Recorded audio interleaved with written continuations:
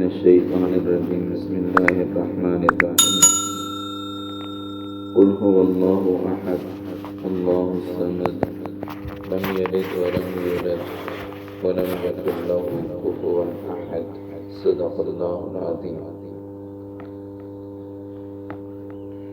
رسول اکرم صلی اللہ علیہ وسلم نے جب توحید کی دعوت شروع کی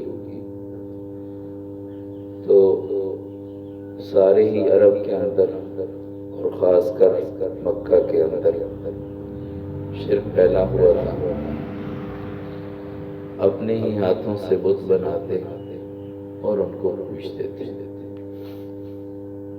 وہ پتھر کے ہوتے، وہ لوہے کے ہوتے، وہ پیتل کے ہوتے، لیکن اپنے ہی ہاتھ سے تراشتے تھے۔ جب آپ نے توحید کی دعوت دی تو آگے سے لوگ بیہودہ قسم کے سوالات شروع کر دیے کہ آپ یہ بتائیں کہ ایک اکیلے اللہ کی عبادت کریں تو اللہ کا وجود کس چیز سے بنا ہوا ہے؟ اللہ تعالیٰ لوہے سے بنے ہوئے ہیں، اللہ تعالیٰ سونے سے بنے ہوئے ہیں، چاندی سے بنے ہوئے ہیں، اللہ تعالیٰ کس چیز سے بنے؟ اور دوسرا یہ بتائیں کہ اللہ کا نسب نامہ کیا ہے، ان کا والد کون ہے، کس کی اولاد ہے؟ تو اس موقع پر یہ سورت نازل ہوئی، اس کا نام ہے سورت الاخلاص۔ اخلاص کا معنی ہوتا ہے کسی چیز کو کسی کے لیے خاص کرنا۔ تو اس سورت کے اندر خصوصیت کے ساتھ ایک اکیلے اللہ کی عبادت کا ذکر ہے کہ عبادت کے لائق صرف اللہ کی ذات ہے، اس لیے اسے سورہ اخلاص کہتے ہیں۔ اور آپ علیہ السلام نے ارشاد فرمایا کہ اس حالانکہ 4 آیتیں ہیں لیکن ان 4 آیتوں کی تلاوت قرآن کے تیسرے حصے کی تلاوت ہے۔ کسی نے اگر سورہ اخلاص پڑھی تو اسے اتنا ثواب ملے گا جتنا کہ 10 پارے پڑھنے کا ثواب ملتا ہے۔ اس لیے عام طور پر جب کوئی فوت ہو جاتا ہے تو اس کے ایصال ثواب کے لیے 3 مرتبہ سورہ اخلاص پڑھتے ہیں کہ اس کو پورے قرآن کا ثواب ملے۔ ایک صحابی وہ ہر رکعت کے اندر یہی سورت پڑھتے اور صورتوں کے ساتھ یہ سورت لازم پڑھتے۔ آپ علیہ السلام کو پتہ چلا تو آپ نے پوچھا کہ آپ اس طرح کیوں پڑھتے ہیں؟ تو کہنے لگے کہ مجھے اس سورت سے محبت ہے، اس سورت مجھے بہت اچھی لگتی ہے۔ تو آپ نے فرمایا حبک ایہا ادخلک الجنہ، آپ کی اس سورت کے ساتھ محبت نے آپ کو جنت میں داخل کر دی ہے۔ قل هو اللہ احد، آپ فرما دیجئے وہ اللہ اکیلا ہے۔ احد ایک ہوتا ہے جیسے کہتے ہیں 1 2 3، اس کے لیے عربی میں آتا ہے واحد اثنان ثلاثہ، اس ایک کے مقابلے میں 2 اور 3۔ اور احد اس کا بھی اردو میں ترجمہ ایک ہی کیا جاتا ہے، اکیلا ہی کیا جاتا ہے، لیکن احد بولتے ہیں کہ جس کا کوئی جز نہ ہو۔ ویسے تو عام طور پر جب کوئی چیز بنتی ہے، مثال کے طور پر کرسی بنی ہو تو کرسی کے اندر لکڑی بھی ہے اور کیل بھی ہے اور کوئی اور چیز بھی لگی ہوئی ہے، تو 3-4 چیزیں مل کر ایک چیز ہوتی ہے۔ اللہ کی ذات ایسی نہیں ہے کہ اس کے اندر کوئی اجزاء ہو۔ انسان ہے تو انسان ہڈی بھی ہے، گوشت بھی ہے، خون بھی ہے، یہ ساری چیزیں ملتی ہیں تو ایک انسان بنتا ہے۔ اللہ کی ذات ایسی نہیں ہے کہ اس میں مختلف چیزوں کا مجموعہ ہو، بلکہ اللہ کی ذات اکیلی ذات ہے، وہ اکیلا ہے۔ احد اس کا کوئی جز نہیں ہے۔ یہ جو کہہ رہے ہیں نا مشرکین مکہ کہ کس چیز سے بنا ہے، کہ سونے کو ملایا ہوا ہے، یہ چاندی کو ملایا ہوا ہے، یا لوہے کو ملایا ہوا ہے، اللہ کی ذات ایسی نہیں ہے کہ اس کے ساتھ کوئی چیز جز بن کے اس کی ذات بنی ہو، بلکہ وہ تو اکیلی ہے۔ احد، اللہ الصمد، اللہ بے نیاز ہے۔ اردو میں ترجمہ یہی ہو سکتا ہے اس کا، الصمد بے نیاز، ورنہ اس کی تفصیل لکھی ہے کہ صمد جو کسی کا محتاج نہ، اور صمد کہ ہر کوئی اس کا محتاج ہو، یہ بے نیاز ہے۔ صمد وہ کسی کا محتاج نہیں ہے اپنے بننے کے اندر بھی، اور ہر کوئی اس کا محتاج ہے، اس کے بغیر کوئی بن نہیں سکتا، کسی چیز کا وجود نہیں ہے۔ ظاہر ہے اگر اللہ کی ذات کسی دھات سے بنی، کسی چیز سے بنی، تو پھر اس چیز کے محتاج ہے۔ انسان ہے تو انسان اگر گوشت سے بنا ہے، ہڈی سے بنا ہے، تو انسان محتاج ہے اس کا۔ یہ چیز ہوگی تو اس کا وجود ہوگا، ورنہ اس کا وجود نہیں ہے۔ اللہ کی ذات ایسی ذات نہیں ہے کہ اس کے لیے کوئی چیز ہو جس سے اس کا وجود بنا ہو۔ وہ ان ساری چیزوں سے بے نیاز ہے، وہ ان ساری چیزوں سے ماورا ہے۔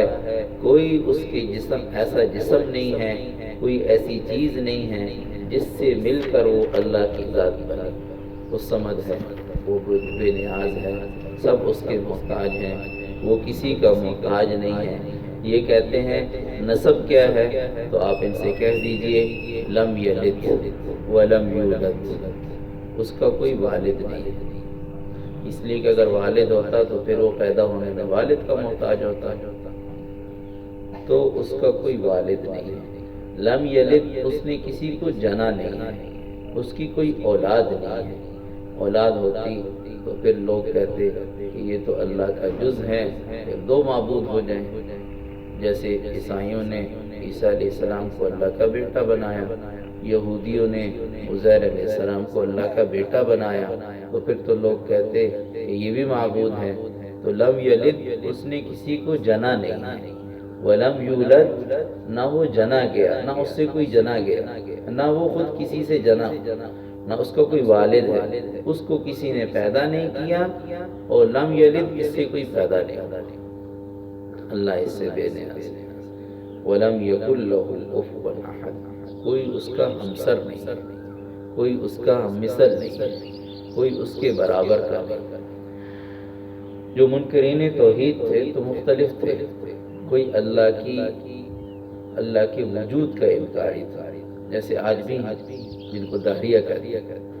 ایک طبقہ ایسا بھی ہے جو یہ کہتے ہیں اللہ کی ذات ہے ہی کوئی، یہ سارا نظام خود ہی چلتا ہے، خود ہی سورج نکلتا ہے، خود ہی بادل آتے ہیں، خود ہی ہوائیں آتی ہیں، خود ہی بارش برستی ہے، اور یہ ایک دنیا کا نظام ہے جو خود بخود چل رہا ہے، کوئی چلانے والا نہیں۔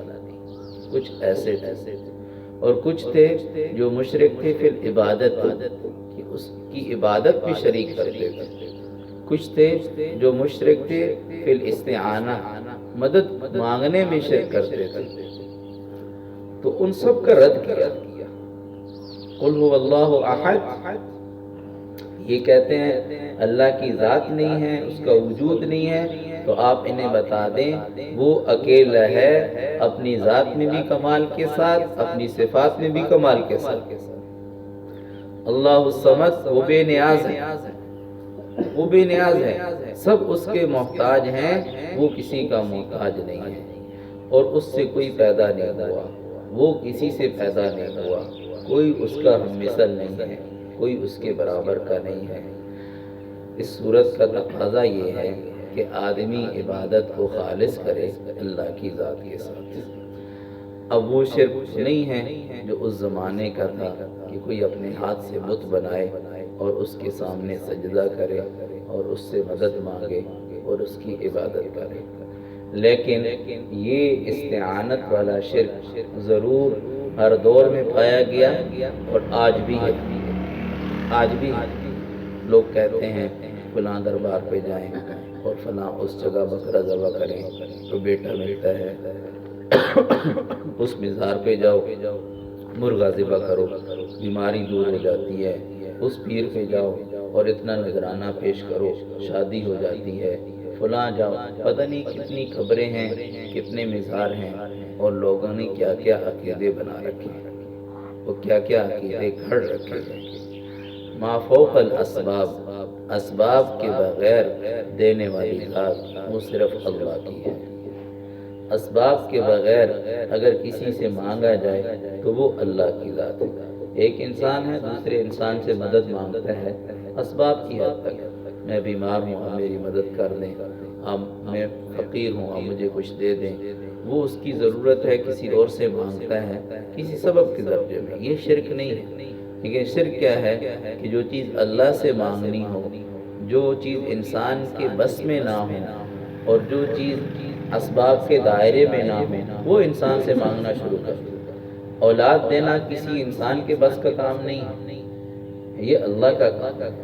اب یہ آدمی کسی زندے سے مانگے یا کسی مرے ہوئے سے مانگے، بیماریاں دور کرنا یہ اللہ کا کام ہے، یہ کسی بندے کا نہیں ہے۔ ہاں دوائی استعمال کرے، علاج کرے، لیکن شفا اللہ نے دینی، تکلیف اللہ نے دور کرنی۔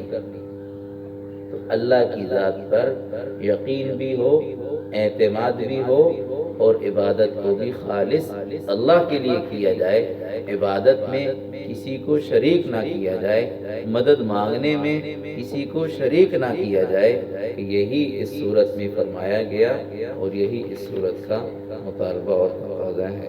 اللہ تعالیٰ